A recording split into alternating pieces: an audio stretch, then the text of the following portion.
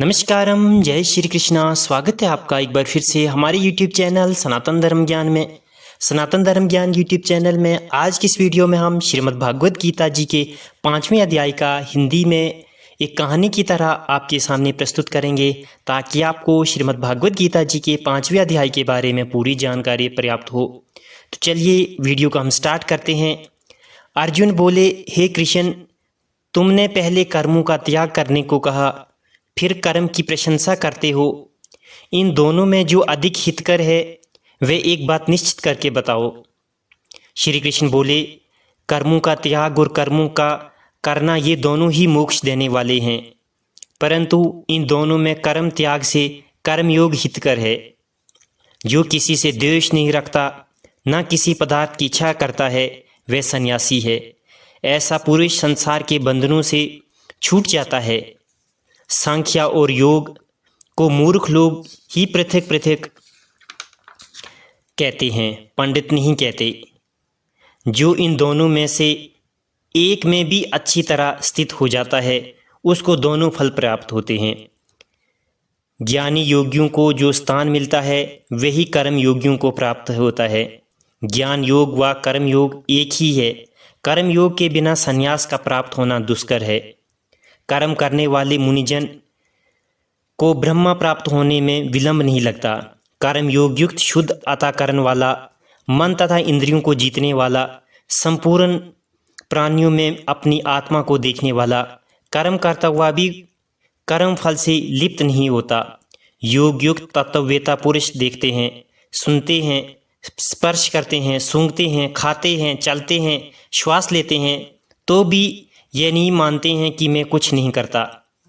वे बोलते हैं, त्यागते हैं, ग्रहण करते हैं, परंतु ये नहीं मानते हैं कि वे कुछ नहीं करता।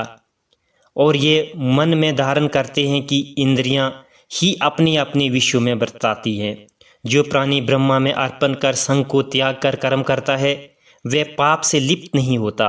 जैसे कमल पत्र पर जल नहीं ठहरता, योगी जन शरीर से, मन से, बुद्धि से तथा इंद्रियों की आसक्ति से रहित होकर आत्मा शुद्धि की नियमित कर्म करते हैं। योग मुक्त पुरुष कर्म फल त्याग कर मोक्ष रूप शांति का लाभ करता है, और जो योग रहित हैं वे कर्म की इच्छा के बंधन में पड़ जाता है। सब कार्यों को मन से त्याग करके प्राणी इस मन द्वारा इंद्रियों की देह रूपी पुरी में ना कुछ करता है और ना करता हुआ आनंदपूर्वक रहता है। परमेश्वर किसी कर्म में प्रवृत्त नहीं करता, कर्म और कर्म फल को उत्पन्न नहीं करता। वे सब प्रवृत्ति द्वारा होते रहते हैं।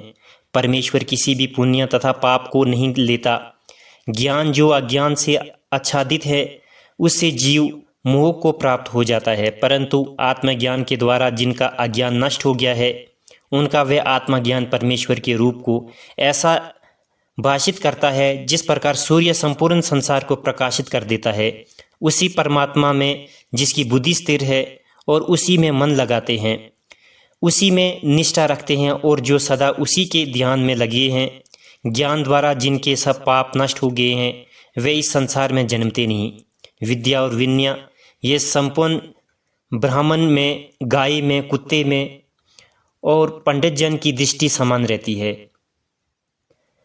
जिसके मन में इस तरह की समानता उत्पन्न हो गई है, उन्होंने इस लोक में जन्म मरण रूपी संसार को जीत लिया है। क्योंकि ब्रह्मा निर्दोष और सर्वत्र समान है, इसलिए वे ब्रह्मा को प्राप्त हो जाते हैं। जो प्रिय पदार्थ को पाकर प्रसन्न और अप्रिय पाकर को खिन्न नहीं होते, ऐसे स्थिर बुद्धि वाले मोह रहित ब्रह्मवेता को ब्रह्म स्थिर जानो। भारी पदार्थों में जो चित्त को आसक्त नहीं होने देता, वही आत्मा सुख का अनुभव करता है, और ब्रह्मा में अंतःकरण को मिला अक्षय सुख मोक्ष प्राप्त करता है। वे इंद्रियों के स्पर्श से जो भोग देते हैं, वे वस्तुतः दुखदायी होते हैं। उनका आदि भी है और अंत भी है। हे कौन्तेय, ज्ञानी लोग ऐसे भोगों में रत नहीं होते। शरीर छूटने के पहले जो मनुष्य काम और क्रोध के वेग को सहन करने में समर्थ होते हैं, वे योगी और सच्चा सुखी है। जो योगी आत्म सुख से सुखी, अंतरात्मा के आनंद से आनंदित और अंतर्ज्योति से ही प्रकाशित है, वे ब्रह्मरूप होकर ब्रह्म निर्वय मोक्ष को प्राप्त होता है। पाप जिसके नष्ट हो गए हैं, कुबुद्धि दूर हो गई है, मन को जिन्होंने वश में कर लिया है, जीव मात्र का जो हित चाहते हैं, ऐसे योगी को ब्रह्म निवारण प्राप्त होता है। काम और क्रोध जिनमें नहीं है, मन के वेग को जिसने रोक लिया, ऐसे आत्मज्ञान योगियों को ब्रह्म निवारण सहज ही प्राप्त होता है। बाहरी पदार्थ के सहयोग से अलग रहकर दोनों बाहों के बीच में दृष्टि लगाकर नासिका के भीतर चलने वाले प्राण अपमानायु को सम करके इंद्रियां, मन और बुद्धि को वश में करके इच्छा, व्यय तथा क्रोध को त्याग मोक्ष की इच्छा करने वाले योगी जीवन मुक्त है। जो मुझको सब यज्ञों और तपों का भोक्ता, संपूर्ण लोकों का स्वामी और सब प्राणियों का मित्र जानते हैं, उन्हीं को शांति प्राप्त होती है। ये था श्रीमद् भागवत गीता जी का 5वें अध्याय का हिंदी में वर्णन। अगर आप हमारे इस YouTube चैनल पर नए हैं तो सब्सक्राइब तथा बेल आइकन ज़रूर दबाएं ताकि आने वाली वीडियो की नोटिफिकेशन आप तक सबसे पहले पहुंचे। अगली वीडियो हम जल्द ही लेके आएंगे। तब तक के लिए नमस्कारम, जय श्री कृष्ण।